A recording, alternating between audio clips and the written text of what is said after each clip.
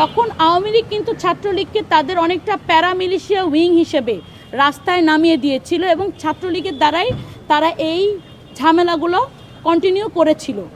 আজকে ছাত্রলীগের বিরুদ্ধেই দিয়েছি। আমরা মনে করেছি ছাত্রলীগকে প্যারামিলিশিয়া উইং হিসেবে এস্টাবলিশ করার মতো এনাফ এভিডেন্স অলরেডি এখন আছে।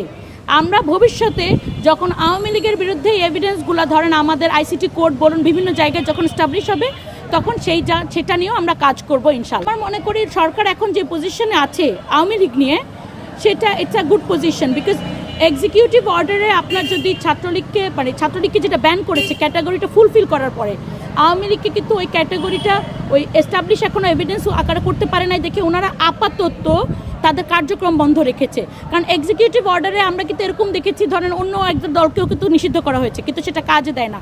এই জন্য আমরা প্রথম থেকে বলে এসেছিলাম যে বিচারিক প্রক্রিয়ায় এটাকে ব্যান করাটা হলো সবচেয়ে ভালো পদ্ধতি এবং আমার মনে হয় সরকার সঠিক পথেই আগাচ্ছে। জি, আমার নাম ব্যারিস্টার নাসরিন সুলতানা মিলি।